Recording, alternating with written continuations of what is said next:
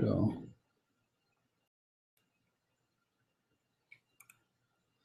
Hello. Can you see us? Can you hear us? Is anything happening? Yeah, I don't know why you always question this. Well, it's because it's always working. I want people to see something. Joined.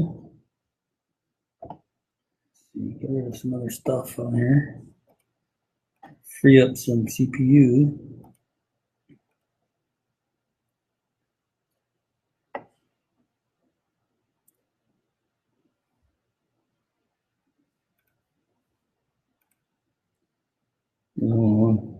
I'm not the only one. There's 3 other people out there. Hello, Rob. Good to have you with us as always. Nancy, glad you're here. Hello. Well, welcome again to Q&A on June 28th, 18. We're really excited to have you here with us. Let us know if you guys have any problems. We did have to reboot his machine. He was having a little trouble. Yeah, I don't know why. It's just our luck. It's just our luck now, man. But we're really excited to be here. We do actually have some questions this week, which is exciting. As we go along. Well, we've been burning up here a little bit. We've been on 100-degree years. Mm-hmm. Air conditioners are going. And big 4th of July next week. Yeah. So that's going to be good. Hope you enjoy your 4th of July. For those of you in the States, I guess. Hey, from Idaho, is it hot up there? Oh, I think it's supposed to be hot in Idaho too, if I remember right. Or at least probably cooler than here. Yeah. What's it like in Idaho? I didn't look at the thermometer when before I came over here. About 99. 90, 98? 99. 99.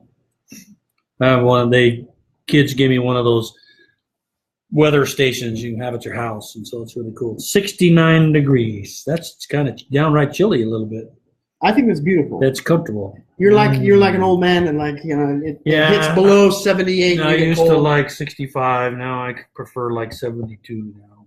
It's not even 72. If I turn on the cooler to 72, you go. Yeah, well, I'm an old guy. Rain today in New Hampshire for the 90s for the next. Oh, so you're getting a muggy. Oh, you're getting all yuckies next week. Oh, but in the 90s for the next week or so, yeah. Hopefully it doesn't rain. She just turned off her furnace. It's turned off in Idaho about 4 days ago. Oh, boy. So we got some snow up It's there. different here, man. I tell you what, I think we turned our furnace off 2 months ago. No. It got hot quick this year. It did. We didn't get any fall or spring. Couple of rains. Just skip right to 100. Rainy, and then the 90, and then go back down to 70, 60, and then back to 90 and 100. Okay. All righty. Well, let's go ahead and get started. Get rid of that on the screen. Great. Well, like I was saying, we have plenty of questions, but as always, as you like to participate, we'll be here to try and help you as much as we can. Obviously, it's a first come, first serve. So all the questions in this form are first. They're going to be answered first. Yep. Kind of our policy. But as we go along, if you want to participate in the conversation, as always, we always welcome that. Yeah, you can certainly submit post questions as part of the live, and we'll get to them and try to answer them as well. All right. So let's get started. What do we got first? Okay. So Jim Belknap, he asks, merging. I was just told that when you merge 2 people, to preserve the person that has a pin that begins with K, because this means it's in the temple system. First, I've heard this, but we're all learning. So if you have 2 people, both with a pin that begins with a K, who do you keep and who do you throw away? Could you educate me about the K pin? Okay. So what he's talking about, I think. No, don't fall over. Just get up and look at it. I just don't want to get up. Yeah, I know. Well, while you do some illustrations, I'll just say hello to y'all. Welcome from Alabama. We got an Alabamite with us. Hayden Lake Family History Center in Hayden, Idaho. I hope you got somebody watching it with you. Maybe, hopefully.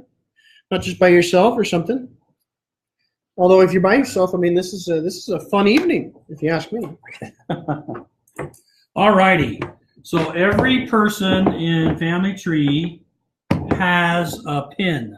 That's some call it a license plate, because it kind of looks like one.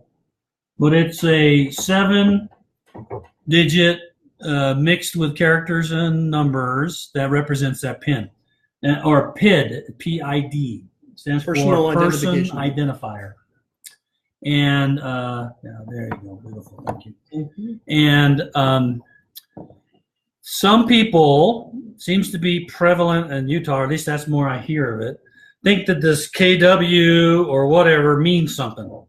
Like they're members of the church, or they were first, or anything like that. And there's absolutely no meaning to this number. Other than that identifies the individual person. But I think what he's saying is there's no significance Yeah, to the KW. the KW doesn't mean anything. The 7-6 doesn't mean anything. We basically got a giant number, and every time a new person is created, we bump the number by 1, and that's the number the person gets.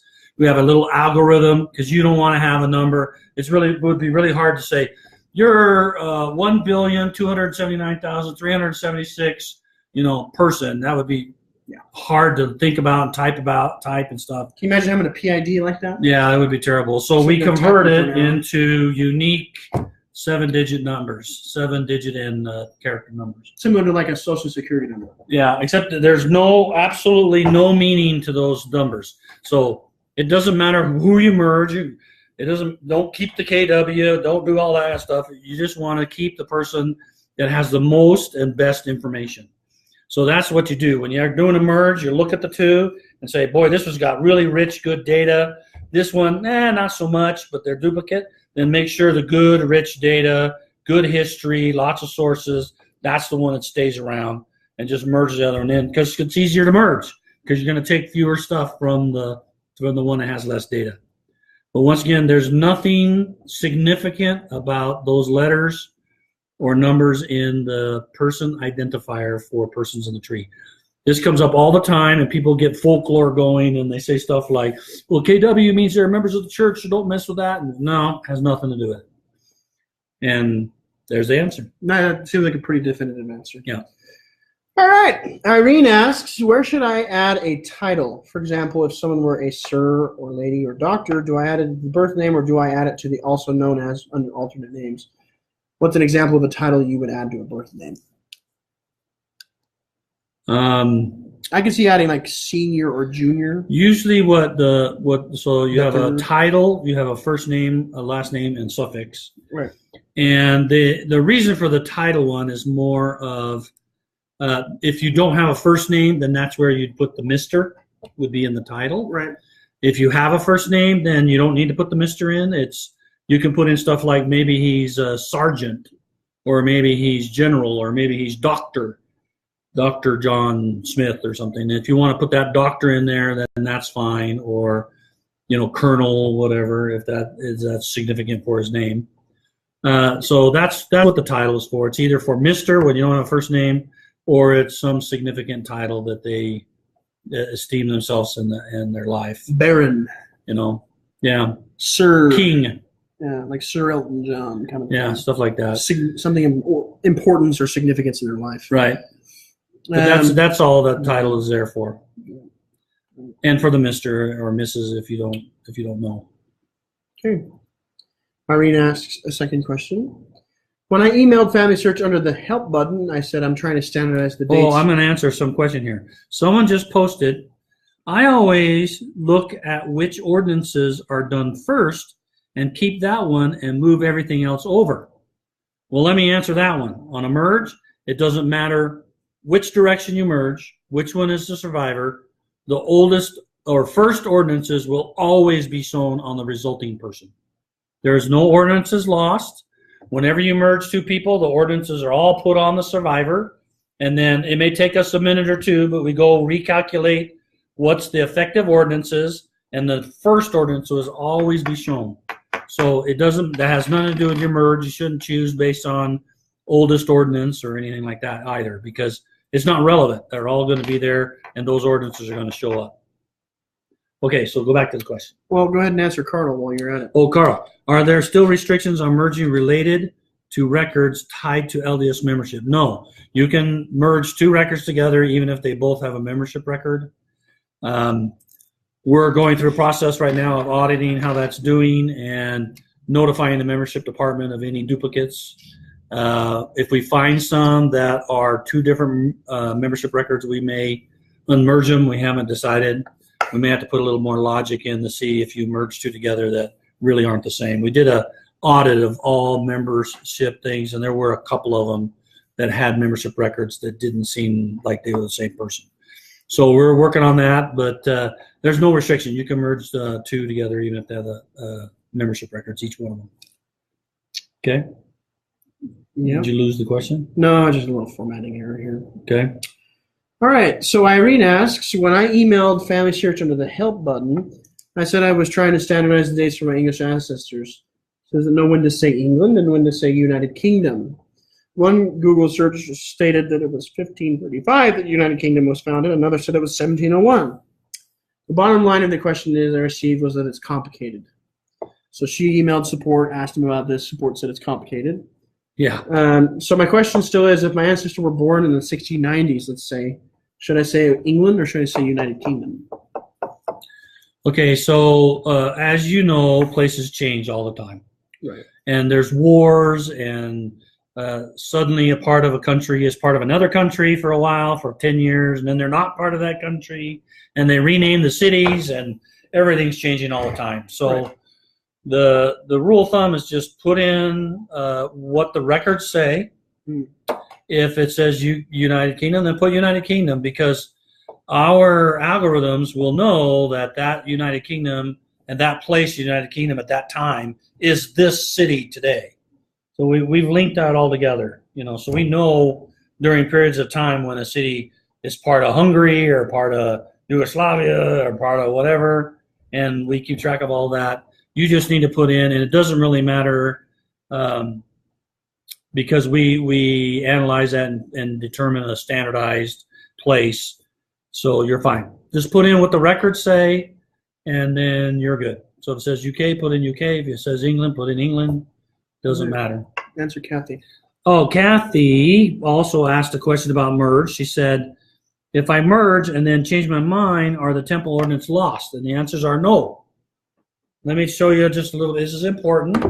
Oh, I forgot to get my eraser. Let me go get my eraser. Oh, he's leaving. He's leaving. I can't scoot back. I don't know. I don't have the power or the responsibility to handle this on my own. I'm going to get my eraser. I don't know what I'm doing. There it is. Forgot it.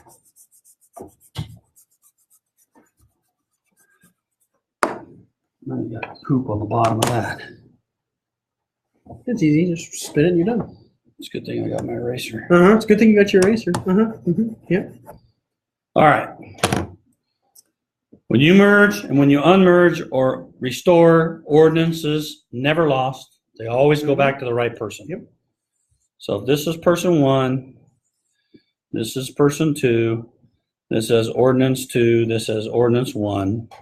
Okay. These merge. This merge into that. Okay. Thank you. So here we go. Here's an example. Kathy, take a look here. Okay. If this person 1, well, I got to go this way. Here's person 1. Here's person 2. Let's see. You need to have something underneath it if you want to do that. I'll just make it a little closer. There you go. Closer. That didn't help it any. Closer is not better. Okay. Here's person 1 and here's person 2. I have to just write higher. Yep. Person 1 and person 2. Person 1 has ordinance 1. That's supposed to be ordinance 1. This is ordinance 2 over here. Okay. When those two are merged together, I'll hold it up like that on my chin. When those two are merged together, there you go. Thank you.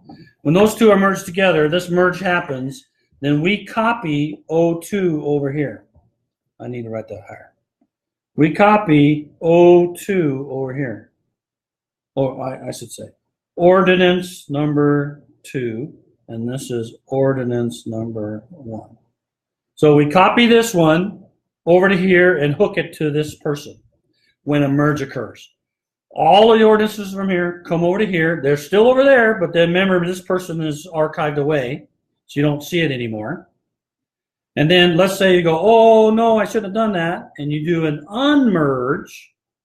Then as soon as you do an unmerge, that gets erased from there, and so it's back to where it was. Right? Never deleted. Like it never happened. Now, we never deleted it from there, but we just remove it from there. Same thing happens with a restore. This has ordinance number 1 sitting or number 2 sitting on it now. And then you do a restore, which means you couldn't unmerge because something's edited. Then all you have to do, then when you do the restore, this also, we delete this because we know it came from that person, and now it's all back. So in every case, with a restore, a merge, unmerge, you can do it as many times as you want, doesn't matter. We remove the ordinances, and they appear back on where they were before. Right. So you don't have to worry about it. Nothing's lost. Now, be careful. Sometimes people are doing a lot of merges and unmerges, and it gets faster than the system can handle. So sometimes you have to wait a little while for the ordinance tab to refresh and get it looking right. So just do your unmerge or do your merge, and then come back to that person or hit refresh, after 5 minutes or so. It's usually within 5 minutes or 10. It's all fine, unless it's a super busy Sunday or something. Then the ordinances will reflect just exactly how you think they should. Same thing happens with an unmerge. You kind of have to wait a little bit for the system to catch up. Okay? Right. I think Kathy George, very simple answer there. What do you want in the merge reason? And I think I can answer this one. It's whatever reason compelled you to merge those people. So if you have personal knowledge that those two people were the same person in reality, or if you have compelling evidence, maybe you have a birth certificate for one person and for the other person as well, or you have a census that shows them as not really two people but one, or something like that. Whatever compelling reasons compelled you to merge them together, that's what you put in the merge reason. Yeah. Whatever made you feel the desire to merge them is what you need to put in. Well, remember, you're responsible for the merge, and you're responsible to do a proper merge. Thorough. So you were given this, maybe this is the same people, a duplicate, possible duplicate. And the expectation is you sat and looked at these two and said, got the same names as the husband and the wife, the same names. Right. Same date, same birthday. Got the same kind of parents, got the same birthdays, got the same children. Kids. So those are all good reasons why you merged, because I examined the family. They had the same kids. They had the same parents, had attached sources that identified them as the same people, those kind of reasons. Had the same sources attached to each person. Right. Or some people have to say stuff like, I don't know. FamilySearch said it was a duplicate, so I merged it, which is not a good answer, because you're supposed to look, because we're not going to be perfect. You're just suggesting. We're just evaluating. We think this one is most likely the same, but it's you that has to say it. And you got to look carefully, because let me give you one of my personal examples. In my line, there's a Henry Martin Tanner. And a Martin Henry. And there's a Martin Henry Tanner. And they were born. Brothers. They were born within 3 days of each other, same year, same month, within a few days. And they died in the same month, in the same year. But they're two separate people. But they're two different people. They had two different parents, two different same grandparents, two different families, two different everything. Yeah, same grandparents. But if you went just strictly by the name or what the system suggested, you probably would have ended up merging them together. Oh yeah, these two always were suggested as the same guy. Yep. And we had to resist merging them. That's one of the reasons why I insisted on having the not a match, so you could say these two are not the same person, and this is why. Yeah. So if I wasn't careful and paid attention, then those two would have been merged, which would have been incorrect. And Kathy, on your follow-up question, I don't think it's necessary to put the PID in the merge reason, because it's going to be held in the revision history. That's right. The change log. Yeah, I don't think you have it's all to do going to be in that. the change log. So if somebody wants to find that information, it's as easy as clicking on the change log and looking at when they were merged, and you'd have the two PIDs right there. But you put in what you feel. Exactly right. It's open, and there is an article if you want to go look. There's an article out in the wiki, the FamilySearch wiki, called, just go in there and go to the wiki and query it and say how to write a good reason, or write a good reason. And it'll go in there and it'll talk to you about all these cases and how one should go about writing a good reason statement. So go check it out. Yeah. Do memories go back and forth during merge and unmerge? Do what? Do memories move back and forth during merging? Memories, when you merge, the memories will come over to the survivor. If you unmerge, then the memories will go back to their respective places. Okay. But if you do a restore, they do not. Huh. So if there's a restore, you may have to do some cleanup and go in and say, these are not I did an unmerge and these are not my people. these are not about this person. Then you just detach those memories. Yeah, look at that. Larry says Larry, his sister-in-law just said that they're related on a family line. Apparently, she was doing some family history. Oh, look at there. Small world. Small world. All right, back to our questions. All right, Cindy asks, how to best fix a really wrong or poorly done merge years ago. And the history is confusing me, but clearly my ancestor did not marry a 10-year-old, and that 10-year-old did not have 8 children after she died. Okay, so I don't know what you mean by years ago. If the merge occurred and you can find that merge inside of the change log, then all you do is you go to that entry in the change log, you restore the other person that was merged away, and then you go to your person and you correct it all. You get rid of the children that aren't right. You make sure the one you restored has all those kids on it. Right. So if you say it has 8 kids that they didn't have, then do the restore and say which one has the 8 kids, and whatever one that has the 8 kids, you leave that one alone. You go to the other one and fix that one all up just like you want it to be, and then you may want to consider putting a non-match between the two so they don't get merged again. Now, that's if it was merged while family tree existed. Right. If it was merged before family tree in the older system, you can't do that because there's not going to be an entry in the change log. No, it'll have to be done manually. It has to be done manually. So let me give you some advice on that. Sure. So grab your whiteboard. Right. I just had a comment real quick. I had similar feelings or thoughts about a family member in our ancestral tree, and I remember thinking to myself, it was an older guy that had married a young gal. So he was in his 60s, and he married a girl that was 18 or 19.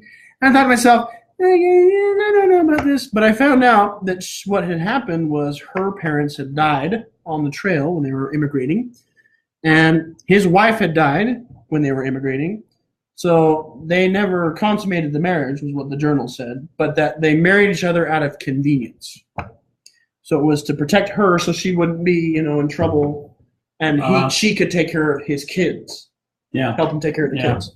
So just saying, there's always a good reason to do research, because there's a lot of things that may seem weird to us now, but they happened. Yeah. I wrote small. Yeah, you did.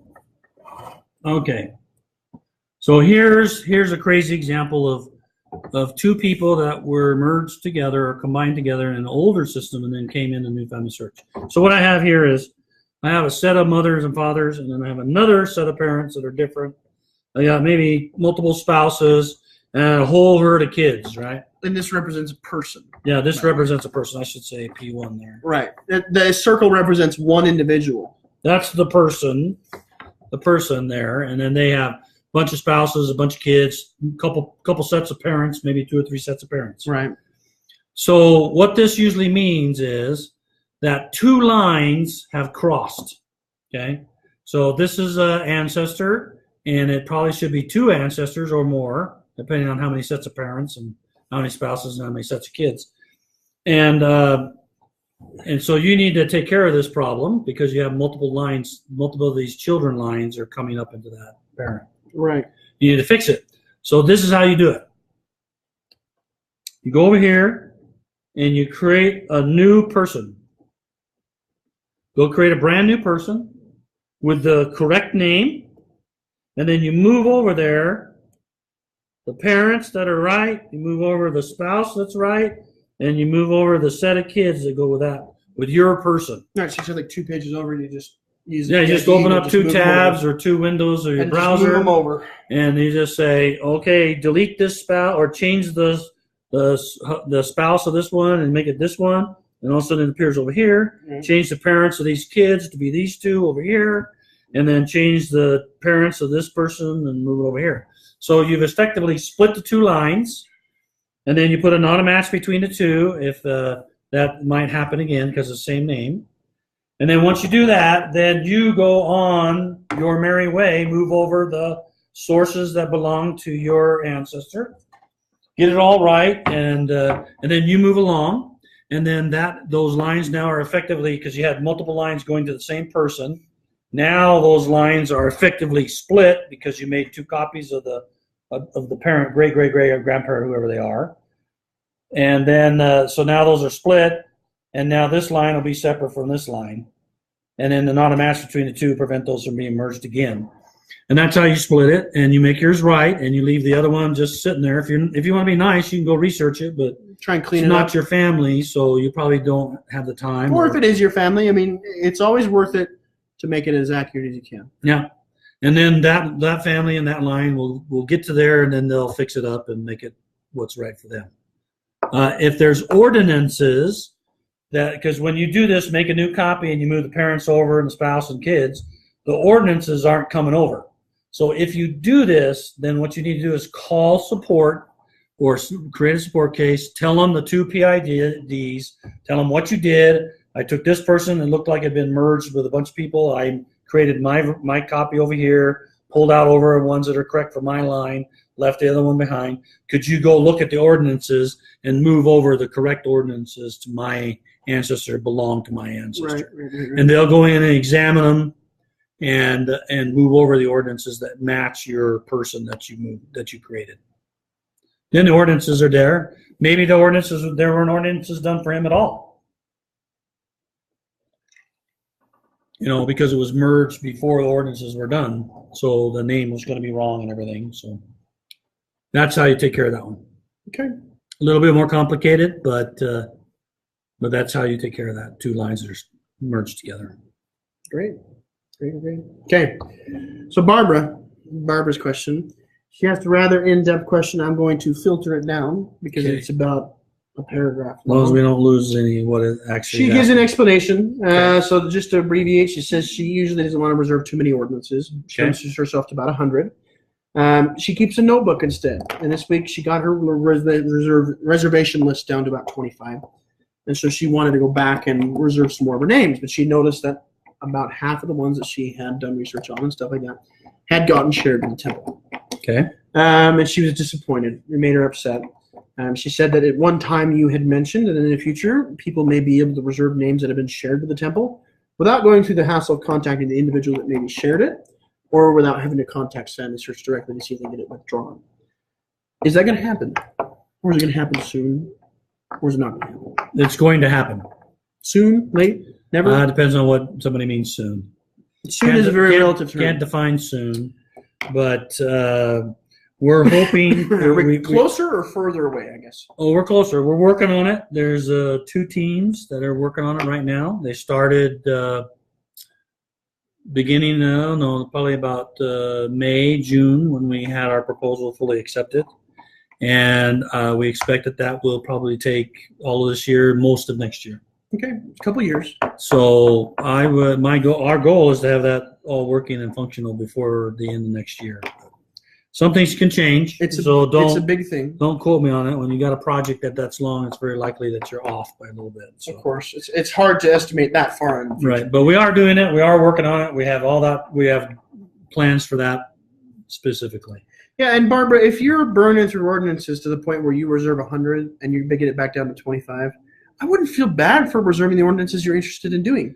You can always release the ordinances if you feel like you're taking too much time to do them. Yeah, for you, I don't know how long you held on to that 100. That's a great question. 50, but it's about not holding on to them so long that they can't get the work done. Right. I think about some stuff I did on my mission. So I'll just tell you a quick story, I'll take a little sip of drink there. So being who I am, being his son, I went on my mission and I became a celebrity in family history centers. I mean, there was a time a lady broke down in tears. I was really surprised. But I remember people always coming and asking me, blah, blah, blah, blah, blah. And one of the most common conversations we had was about ordinances and what my thoughts were on how many ordinances you should say. And I've always felt, and this was as a missionary, I always felt that you have to understand that the purpose of the ordinances that you're doing is to give somebody an opportunity to accept or choose, if they want that in their next life, to move on that path. And you have to respect that fact. And so when I see people that reserve, I saw somebody that was reserving hundreds of ordinances. He maybe went to the temple once a month. And it's sad because what he's basically doing is he's saying these 200 people have to wait until I'm able to go, rather than giving those people an opportunity right now. If they're anxious and waiting for that, they have to sit there and wait for that person to go to the temple because he refused to share it with anybody. And remember, it's about the spirit of it. So I don't think you can tell somebody you can only save 100, you can only save 25 or something like that. And of course, there's going to be limits because there are going to be people that just don't listen to that. But yeah. I think having it in your heart and mind that if you go to the temple, I mean, we have a gentleman that we used to visit a lot with that went to the temple every day, 3 sessions a day, every day. You know, he could preserve a couple hundred ordinances and burn through it in a month like that. I mean, it was nothing. So I think it has to do with how quickly those people's work's going to get done. You know, I've done a bunch of work and I've had opportunities to take ordinances, but I've held off reserving them because I don't go often enough that I feel like I need to do that. I mean, I've done family names. But my point is the whole huge roundabout story is. Yeah, that's like, forever paragraphs. Just do what you feel is best for the person. So yeah, if you're, judge how you're burning through them and do them, use them. We don't want people to not have ordinances to take, but anyway, it'll be coming sometime late next year probably, and there probably will be limits. We'll probably enforce limits to prevent people from reserving hundreds of thousands of ordinances, which some have, and just to make them available for others. So. Okay, well, do we want to take a question here or you want to answer that? No, I'll answer this one. Can you explain the total numbers we see on the temple reservation list? Is that the total people or the total ordinances on your list waiting to be done? For example, she had 235 on her all reservations. Her husband did 8. And the new total is 229 instead of 227. So she's trying to understand how the numbers add up. So she's asking if one person has 5 ordinances that need to be performed, does that count as 5 reservations? No, it doesn't. All right, so it's by person. No, it's not by person either.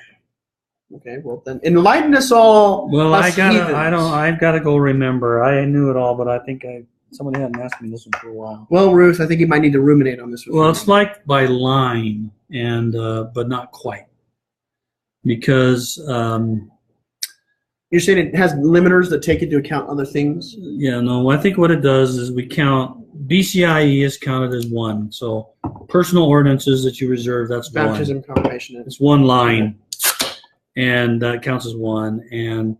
But the sealings all count as separate. So if you have a BCIE, I believe this is how it is. It's slowly coming back in the old rust bucket. Got to open up the filing cabinet, get all the way to the back, kind of. So I think if you had a BCIE SP and then a sealing of spouse, I think you would have 3. So the BCIE counts as 1, the SP counts as 1, and the sealing spouse counts as 1. Oh, so it has to do more with like the nature of the ordinance. Yeah. Now we're going to change that. What I want it to be is the number of rows. What's a row? Well, if I have 5 lines, then my count should say 5. So you mean 5? I want reservations. 5 reservations, 5 lines. Okay, so you reserve a baptism. That's 1. No. But by people then? I guess I'm not understanding. I'm sorry. Yeah, I don't know. What I want it to do is, it doesn't have to do with ordinances. It's not about ordinances. It's about rows. So maybe we need to rethink the number. I don't know. We'll come up with it. You asked a good question. Right now, I've been thinking it's just rows. I want the number to say how many rows, but maybe we need to do persons or something. I don't know. Deanne, I think I can answer your question. Living person has 2 PIDs. It's because you each have your own unique PID, and when that person dies, there'll be 1. No, the answer is no living person has more than 1. It's just that there's 2 copies of that living person. Right. Well, my answer isn't necessarily wrong. Well, I know it's the same. There's 2 versions, digital versions. But she says a living person in my family has 2 PID numbers. How can it be merged and just have 1? The question is, how do you know that? Deanne, how do you know that? Because I think you only see 1. Well, I bet you what she's saying is she sees 1 for herself and 1 for her husband. Probably like her son or something like that. No. She sees 2 different PIDs? She's logging in as her account and sees 1, and then she's over here looking at your account and sees a different number for her in another account. Right? Well, the real reason is because they're not a legitimate person in the tree yet. For privacy reasons, like living people are kind of protected. The answer is you have a copy of yourself in the tree as the root of the tree. Everyone else has one. And then your spouse or your children or your parents, if they're alive and log in, they get a copy of you in their private area. That's different than yours. It's a copy, so it's not the same. So the number is different. Remember, every person we create in a tree gets its own unique number. Right. So, for example, when his mother passed, I had a version and he had a version of his mother. And I remember distinctly merging. So Larry's with had brother. a version of my mother. Mm-hmm.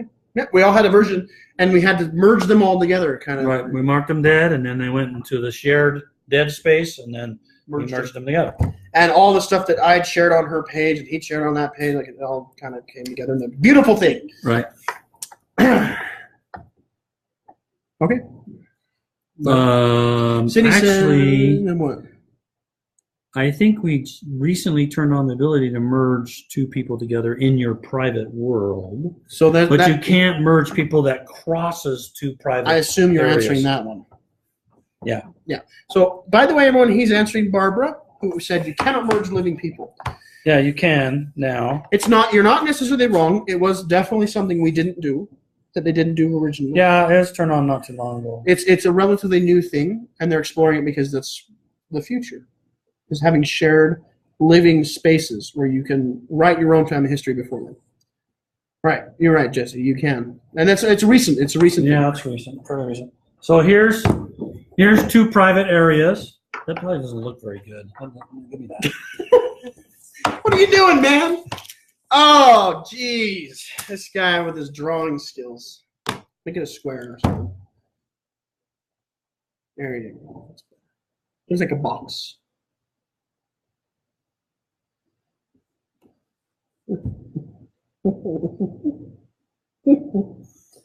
Oh, man. Okay. Hi, Kim. All right.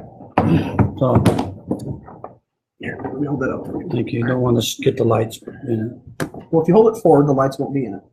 Okay. So here's two private areas.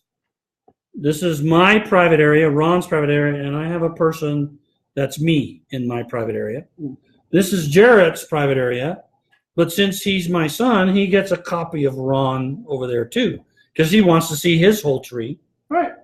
And that Ron will have a different ID than this Ron because they're two different copies.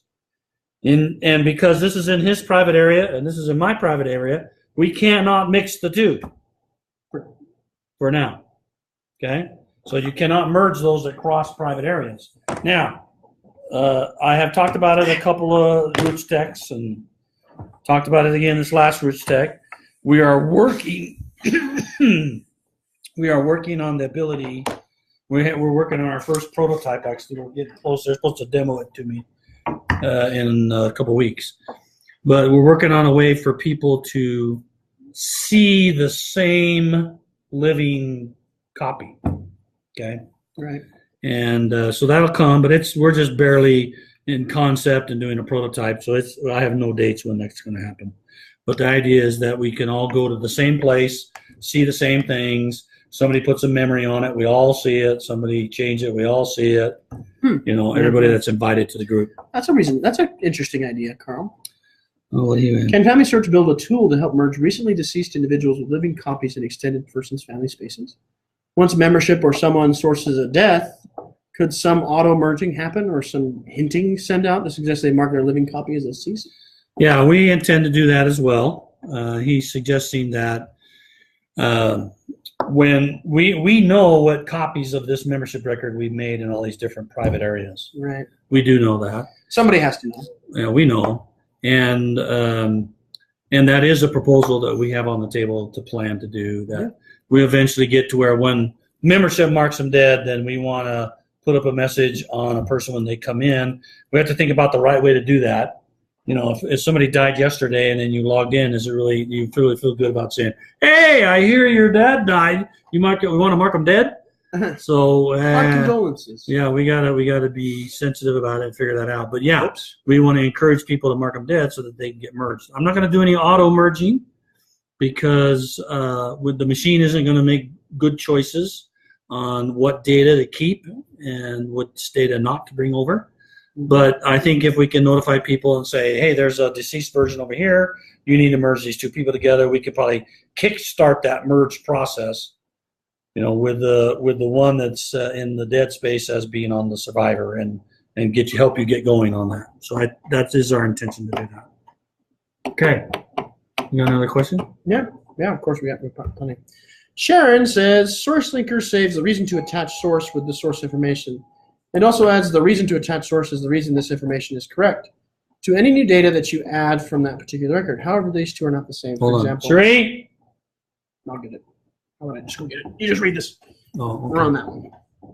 Source linker saves the reason to attach source with the source information. It also adds the reason to attach source as the reason this information is correct. Oh, I'm not expecting you. Come on in. I was on the floor. All right.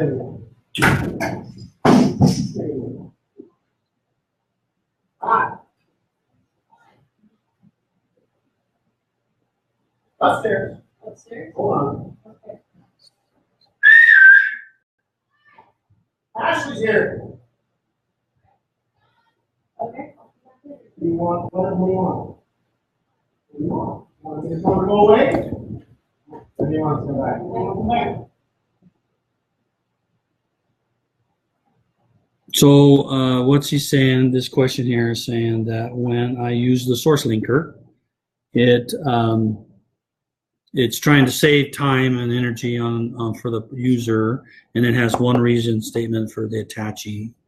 And she's just saying that sometimes the reason that I attach is not the right reason for the name or the birth or the residence or something like that. And so she would like those maybe to be able to be separate and have different reason statements for those. The team that does that source linker is really into efficiencies and trying to minimize the user having to enter a bunch of things more than once. So I will take this one. I'll have Jarrett email this to me, and I'll go talk to that team about providing an option to maybe split those and say, I want to give a different reason for this, and then allow a person to enter in something different. So you need to send me that question. I answered it that, yeah, it doesn't do that, but I understand what you want, and I'll go look about it and talk about it. It wasn't done, huh?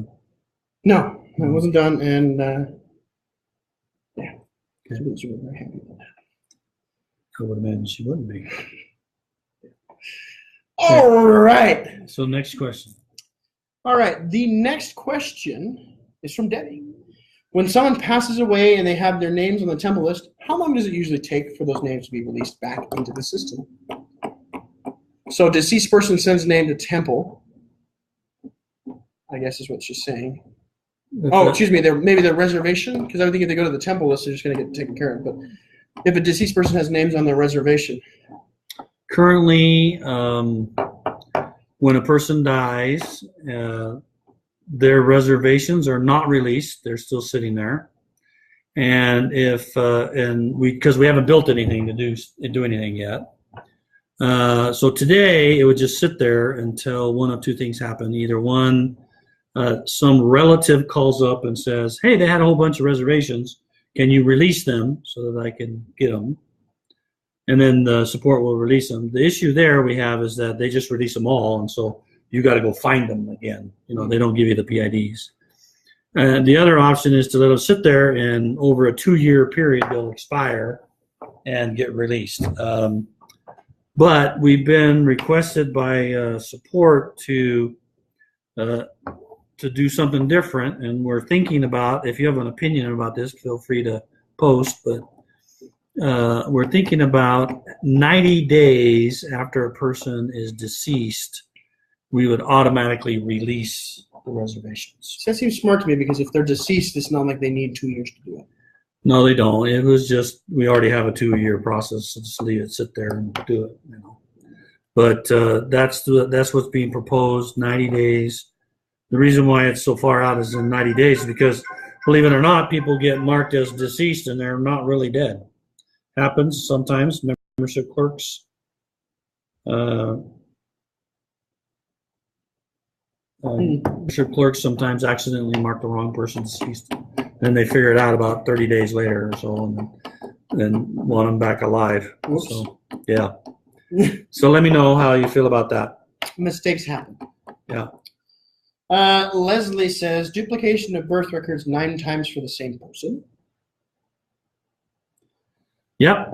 Sorry about that. But the reason for that is if you look carefully at them, there are actually 9 different images that are different. So they were indexed 9 different times. And better to have you do it 9 times than to throw something away and miss something. Yeah, well, and so we hint them. We hint every source, and there are 9 copies of duplicates, and that's what. And so you just have to do it. It's part of the game for now. It's unfortunate, but records got duplicated because there were copies of records in nearby counties that were the same records, and we just come in and copy everything. We photo everything and index everything out of that county. And then another county has the same records, we do it again. And another county has them. We don't sit and look at every record to see which one we already have. Right, So Debbie, it just happens. Debbie says she likes the 90 days. Carl suggests maybe transfer them to a living person. Yeah, who living? He says transfer them to whom? He says a spouse. And spouse is deceased, then what? The next living relative. Oldest kid gets it, or youngest kid gets it, or something like that. battles? Yeah, I don't know.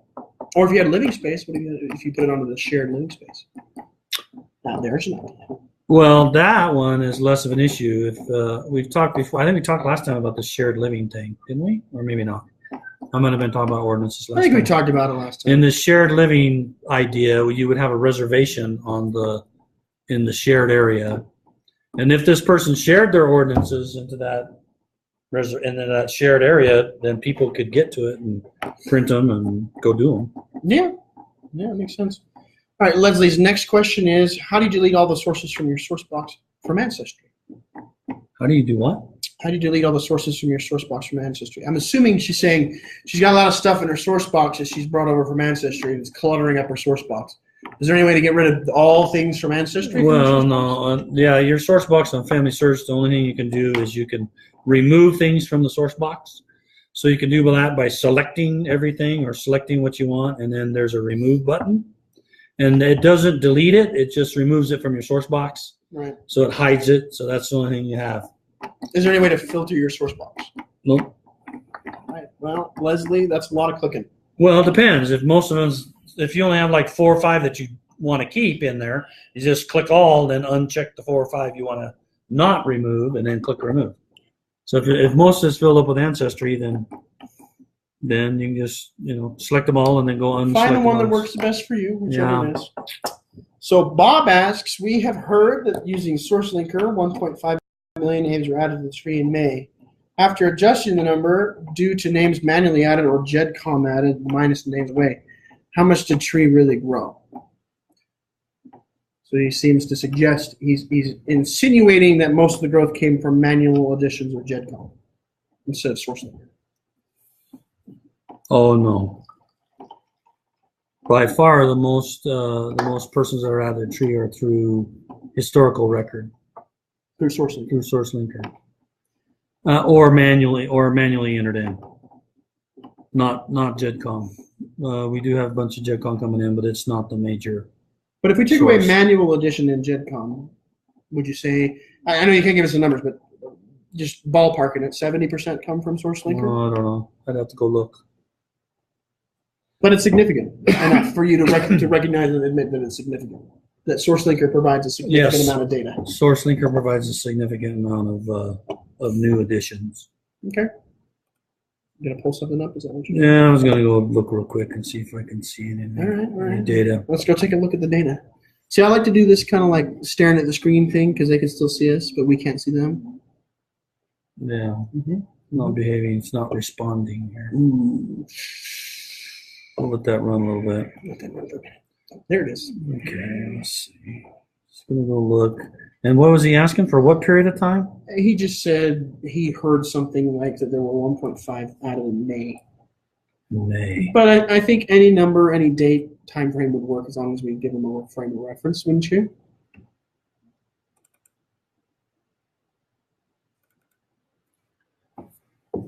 Oh no, this is sources. I don't want to look at that one.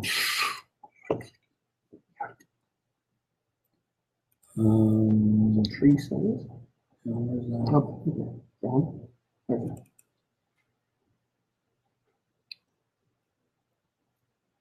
May? He said May. That's what he said. All right. Let's see what May did for us. And let's see. While I'm also looking at this, the team finally finished their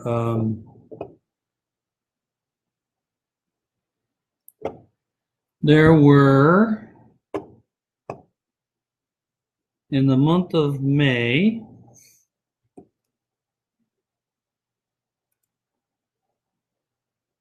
there were 3,340,854 new persons added to the tree.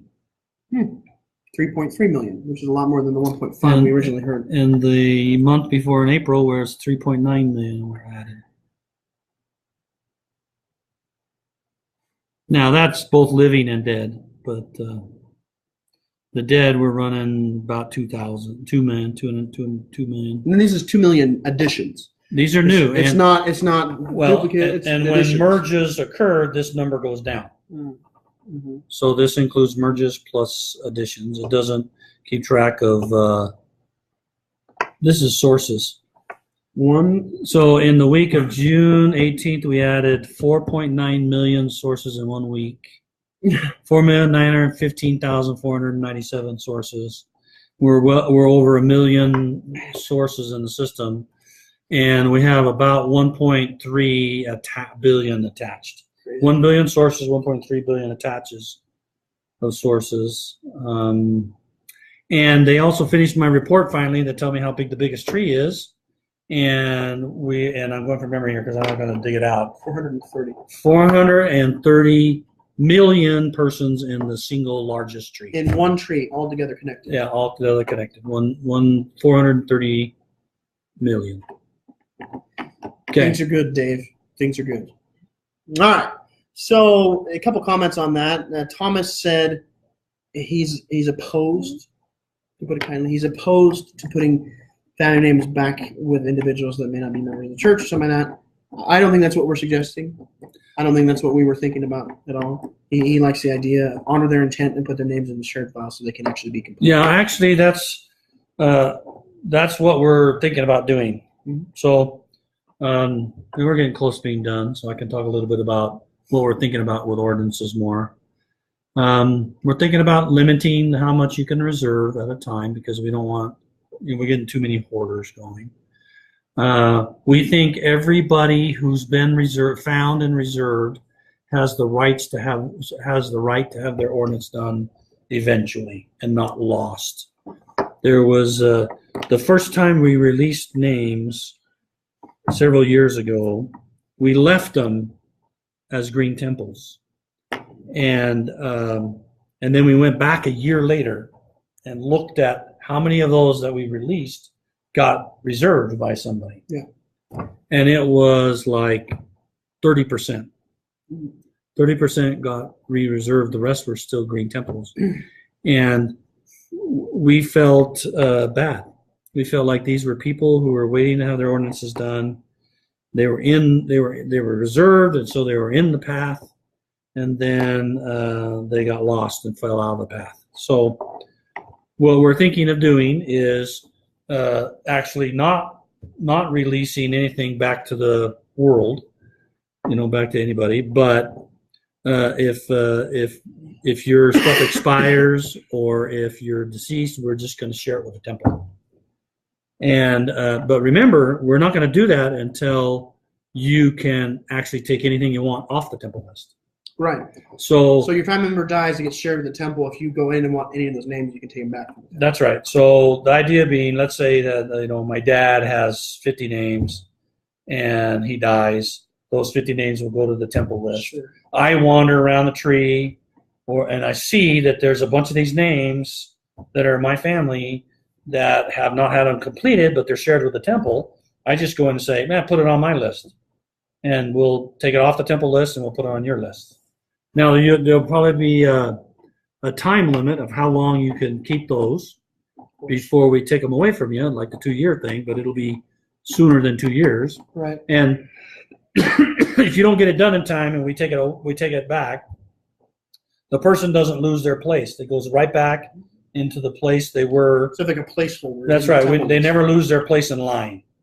So if they were, number 100, and you say, put them on my list, and let's say you get slothful or something, and 2 years come or whatever the deadline comes, and when they get put in, well, now they're put in slot 50 or something, because 50 have moved up and they keep their place in line. I don't like that. And if their place in line gets all the way to the top and they're still not there, then as soon as they get released, they'll go to the top of the line. They'll go to the front of the line. So that's the sort of the idea there that we're working on. This is all part of that same stuff that we're talking about that we're going to work on for next year, into next year. And we can talk more about that in a future time. I do want to talk more about those things because I think it's important for you to understand. I guess that's everything. Is there anything particular we have special that we need to? No. We have some more questions. We have more questions. We'll continue answering those questions the next time. Yeah. When's our next one? Let's just tell everybody when our next one is. You're the one with the calendar. I have to go look. I don't know if we have July scheduled. I think I did with Tegan. Hold on a minute here. Let me look. And thanks, Larry, for the thing. I'll go look at it after we're done here. Yeah, and folks, I just want to say thank you so much for asking some questions and participating. You don't know how much easier it is to be on the other side of this camera, over here on this side, when there's actually questions to work with and things to discuss. So we know you've got questions. We know you've got things to ask. Just jump in, ask the questions, shoot them out. We'll do our best to answer them. Sometimes we're going to fumble. Sometimes we're going to miss them. But just keep asking. We'll get to it. All right. Well, thank you very much. I don't see anything scheduled, so we're going to sit down and do that, and then we'll put it out as a post. Yeah, we'll get it all scheduled up on our next time we page. meet. So have a good evening, and I hope this has been useful for you, and we'll see you next time. Anything else? All righty. Thank you very much. Bye-bye.